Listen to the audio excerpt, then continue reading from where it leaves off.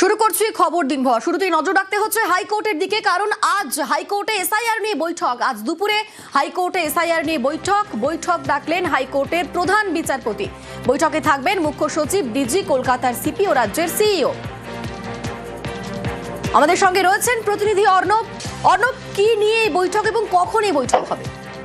দেখো, 20 ফেব্রুয়ারি supreme court একটা ঐতিহাসিক নির্দেশ দেওয়ার পর গত এই চলতি সপ্তাহে আরো দুবার নির্দেশ দান করেছে আমাদের রাজ্যের এসআইআর বা তার প্রক্রিয়া নিয়ে, এবং সেই প্রক্রিয়ায় সর্বশেষ অংশ হিসাবে ওড়িশা, ঝাড়খণ্ড থেকে জুডিশিয়াল অফিসার নিয়ে আসা এবং মাধ্যমিকের অ্যাডমিট কার্ড বা তার শংসাপত্র অর্থাৎ সার্টিফিকেট, এই সব নিয়েও বেশ কিছু গতকাল নির্দেশ দিয়েছে। এই অবস্থায় ইতিমধ্যে সোমবার থেকে জুডিশিয়াল অফিসাররা এসআইআর এর অভিযোগ নিষ্পত্তির কাজে হাত দিয়েছেন। আজকে বৃহস্পতিবার, গত 3 দিনের কাজের কি অগ্রগতি, ভোট কবে নাগাদ ঘোষণা হতে পারে, কারণ 7ই মের মধ্যে বিধানসভা গঠন করতে হবে, সব মিলিয়ে ইতিমধ্যে প্রায় 500 বেশি জুডিশিয়াল অফিসার হয়েছে নতুন প্যারামিটার অনুযায়ী। পুরো বিষয়টা নিয়ে একটা সম্পূর্ণ করা, অর্থাৎ যে পরিমাণ পেন্ডিং অভিযোগ রয়েছে তা নিষ্পত্তি করার জন্য সব পক্ষকে নিয়ে, সব স্টেক হোল্ডারদের নিয়ে বৈঠক ডেকেছেন প্রধান বিচারপতি সুজয় পাল, এবং দুপুর 1:30 নাগাদ এই বৈঠক কলকাতা হাইকোর্টে শুরু হওয়ার কথা।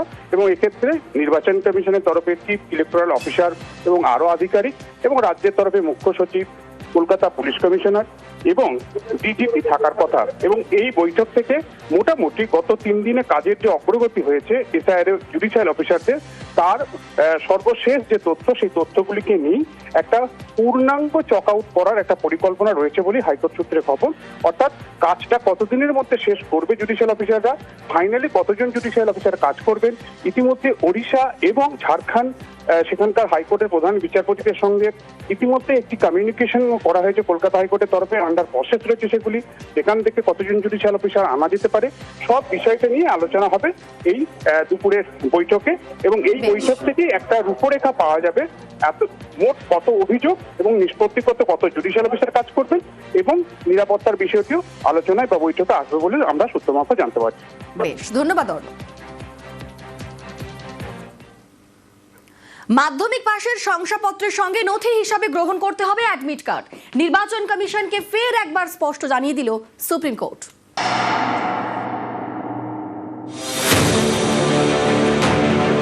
পশ্চিমবঙ্গে এসআইআর এর বৈধ নথি হিসেবে মাধ্যমিকের অ্যাডমিট কার্ড নিতে হবে, আগেই জানিয়ে দিয়েছে সুপ্রিম কোর্ট। মঙ্গলবারের শুনানিতেও শীর্ষ আদালতে প্রধান বিচারপতির বেঞ্চ জানিয়ে দেয় 14ই ফেব্রুয়ারির মধ্যে জমা পড়া আধার কার্ড মাধ্যমিকের অ্যাডমিট কার্ডের মতো নথি গ্রহণ করতে হবে। এ নিয়ে বুধবার সুপ্রিম কোর্টে আপত্তি জানান কমিশনের আইনজীবী। তখন বিচারপতি জয়মাল্য বাগচি বলেন, মাধ্যমিকের অ্যাডমিট কার্ড নথি হিসেবে নিতে বলা হয়েছিল কারণ মাধ্যমিক পাশের শংসাপত্রে জন্মের তারিখ এবং বাবার নাম থাকে না। মাধ্যমিকের অ্যাডমিট কার্ডে কি আছে তা বাংলার বিচারকরা জানেন। তখন নির্বাচন কমিশনের আইনজীবী বলেন, আধার কার্ডের মতো মাধ্যমিকের অ্যাডমিট কার্ড ব্যবহার করা যেতে পারে না।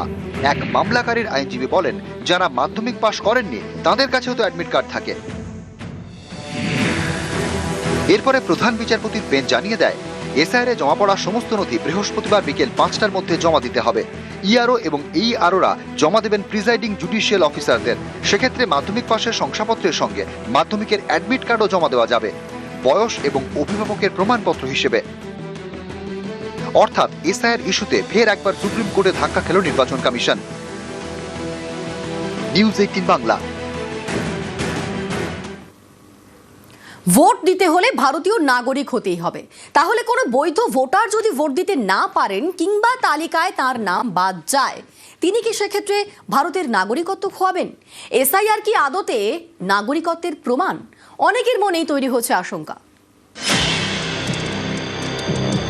প্রথম থেকে বলা হচ্ছে এসআইআর শুধুমাত্র ভোট দেওয়া না দেওয়ার তালিকা তৈরির জন্য, কিন্তু পরিস্থিতি যা তাতে এসআইআর আদতে নাগরিকত্বের প্রমাণ বলেই মনে করছেন অনেকে। বৈধ ভারতীয় হয়েও ভোট দিতে না পারলে নাগরিকত্ব চলে যাওয়ার আশঙ্কা তৈরি হয়েছে অনেকের মনে। ভারতীয় সংবিধান অনুযায়ী নাগরিকত্বের অন্যতম প্রমাণ ভোটাধিকার। ভারতে বসবাসকারী বিদেশিদের ভোট দেওয়ার অধিকার নেই। ভোট দিতে হলে 18 বছর বয়স হতে হবে এবং অবশ্যই ভারতীয় নাগরিক হতে হবে। উল্টো দিক থেকে অনেকের যুক্তি, যিনি ভোট দিতে পারবেন না এবং যার ভোটার তালিকায় নাম নেই তিনি তাহলে ভারতীয় নাগরিক নন। এসআইআর প্রক্রিয়া এবং এই আশঙ্কাকে আরো জোরদার করছে, যে কারণে আশঙ্কিত মতুয়াদের নেতা শান্তনু ঠাকুরের বক্তব্যেও সেই ইঙ্গিত মিলেছে। 50 লাখ রোহিঙ্গা মুসলমান যদি বাদ যায় সেখানে 1 লাখ আমাদের লোক যদি বাদ যায়, তো আমাদের এটুকু একটু সহ্য করে নেওয়া উচিত। এই কারণে ওপাশে রেশন তোলার সময় মার খেয়ে আমার দিল হাতে করে নিয়ে আমার এপাশে দৌড়ে আসতে হয়েছে। তো এখন যদি তার সাথেই আবার আমার এখানে রেশন তুলতে হয়, তাহলে আমি প্রতিশোধটা নেব কবে? তো প্রতিশোধ নেওয়ার সময়। শান্তনু ঠাকুর মতুয়াদের আশ্বাস দিচ্ছেন ঠিকই, কিন্তু তাতে আশঙ্কা দূর হচ্ছে না। মনে করছি এখন এই 28 তারিখে যদি আমাদের ভোটটা না থাকে, আমাকে তো ঝানে পানে মাঠে মারা আমাদের। চারিদিক থেকে যে ভোট কাটা যাচ্ছে সেই আতঙ্কেই তো আমরা শেষ হয়ে যাচ্ছি। আপনি তো কাগজপত্র দিয়েছি, তার সত্ত্বেও কি করব? এখন আমাদের জানে মারা, আমাকে তো পথে বসিয়ে যেতে হবে। তালিকায় যদি ভোটটা না থাকে, তাহলে কি আমরা দেশের নাগরিক না?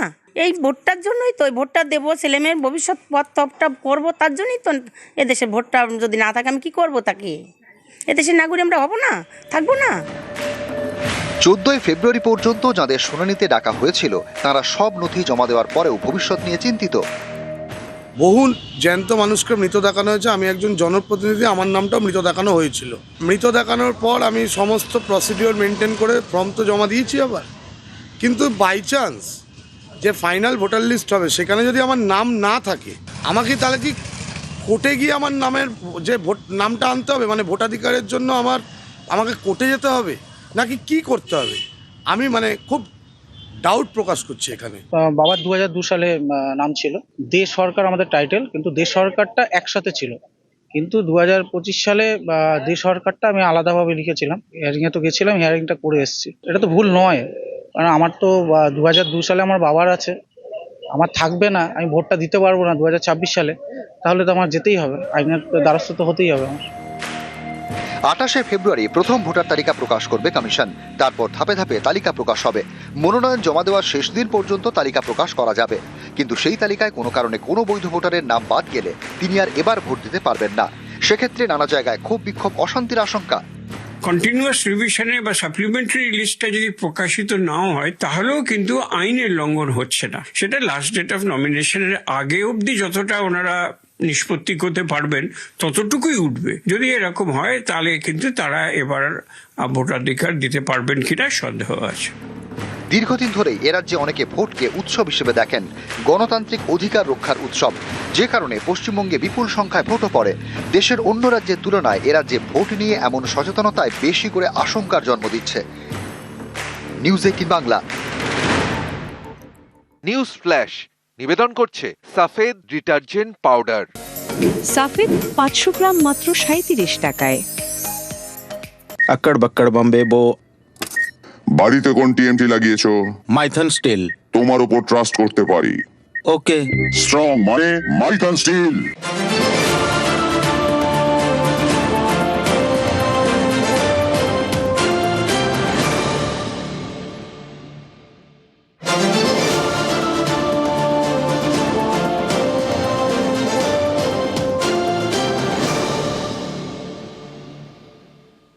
মিটারে কারসাজি করা হয়েছে, আর এই অভিযোগে বিদ্যুতের কানেকশন কেটে 7 লক্ষ টাকা দাবি। খড়গপুরে এমনই চাঞ্চল্যকর অভিযোগ রাজ্য বিদ্যুৎ বন্টন সংস্থার অ্যাসিস্ট্যান্ট ইঞ্জিনিয়ারের বিরুদ্ধে। পুলিশে অভিযোগ জানিয়েছেন এক শিক্ষিকা, আর বিষয়টি খতিয়ে দেখার আশ্বাস দিয়েছে রাজ্য বিদ্যুৎ বন্টন সংস্থা।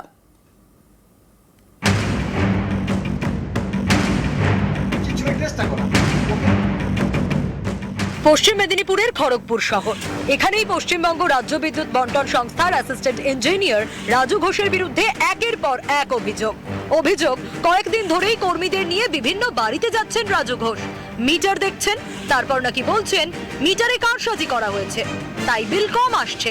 অভিযোগ ইলেকট্রিক কানেকশন কেটে দিয়ে মিটার খুলে নিচ্ছেন, এরপরেই মোটা টাকা দাবি করছেন।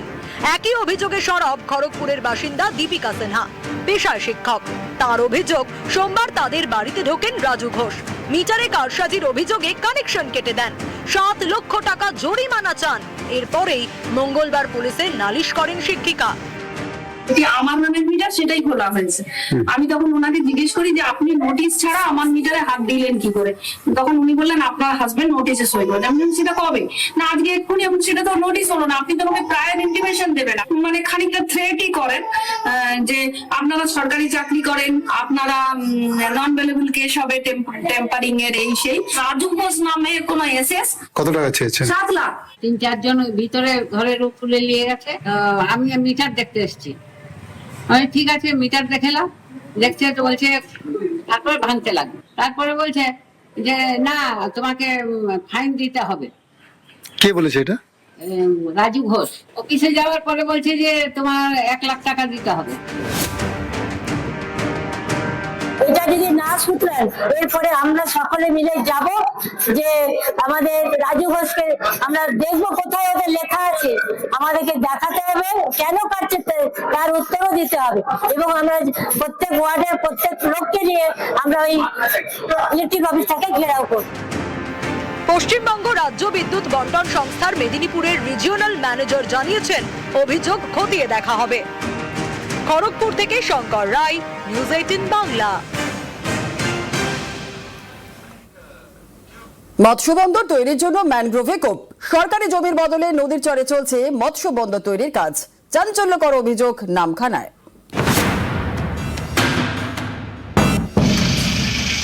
দক্ষিণ 24 পরগনার নামখানা, এখানকার হরিপুরে তৈরি হচ্ছে মৎস্য বন্দর।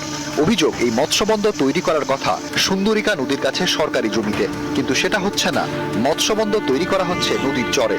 এর জন্য 100-র বেশি ম্যানগ্রোভে কোপ পড়েছে বলেও অভিযোগ।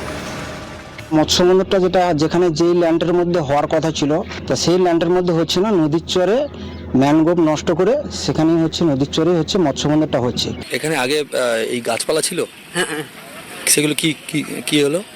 কেটে সব কেটে ফেলে দিয়েছে। কত গাছ ছিল? অনেক গাছ ছিল, এরা আগে উপড়ে দিয়েছে, তারপরে আপনার নিয়ে চলে গেছে। স্থানীয় মৎস্যজীবী সংগঠনের বক্তব্য, নামখানার হরিপুরে মৎস্যবন্দর তৈরির জন্য 14 বছর আগে প্রায় 157 কোটি টাকা বরাদ্দ করা হয়, কিন্তু মৎস্যবন্দর তৈরির কাজ শুরু হয়নি বলে অভিযোগ। 2023 সালে ফের 40 কোটি টাকা বরাদ্দ করা হয়। 3 কুড়ি হলো কাজ শুরু হয়েছে, কিন্তু সেটাও সরকারি জমিতে হচ্ছে না বলে অভিযোগ। এ নিয়ে জল গড়িয়েছে কলকাতা হাইকোর্টে। ইল্লিগেল কাজ করার জন্য আমরা মহামান্য আদালতে আমরা দ্বারস্থ হয়েছি। আদালত সেখানে অর্ডারও পাস করেছেন, 157 কোটি টাকা ইমপ্লিমেন্ট অ্যান্ড ইউটিলাইজ করতে হবে। সেই নিরিখে আমাদের এমডি সাহেব তিনি টোটালটাই এড়িয়ে গিয়েছেন এবং তিনি বলছেন যে আমাদের সিলেক্ট ল্যান্ডের উপরে তিনি প্রজেক্ট করছেন, কিন্তু বাস্তবের সাথে তা মিল নেই। সেটা ম্যানগ্রোভ নষ্ট করে নদীর চরে সেটা কন্টিনিউয়াস এখন কাজ, প্রায় 10% কাজ এগিয়ে এসছে। আমার যে বাঁধটা ছিল 20 ফুট, ওটা কমিয়ে করেছে কিন্তু 15 ফুট। পুরো গ্রাম সহ তো মন্দির ফন্দির কিছু থাকবে না, আমাদের মাছ শাক গরু বাছুর শাক বাগ সমস্ত জ্বলে যাবে সব। যাতে নদী বাঁধটা যাতে আমাদের ঠিক থাকে, এই রাস্তাটা যাতে অন্যদিকে ঘুরিয়ে গিয়ে যদি ভালো একটা বলবৎ রাস্তা থাকে, সেটা হলে আমাদের লবণজল থেকে বেঁচে যাব। আমরা অলরেডি পরিদর্শন করেছি, সেখানে যে লোকেশনটা হচ্ছে আমরা জানি যে সেই লোকেশনটাই ম্যান্ডেট করা আছে এবং ওয়ার্ক করার অনুযায়ী। তো এক্ষেত্রে যেটা ম্যানগ্রোভ কেটে যেটা বলা হচ্ছে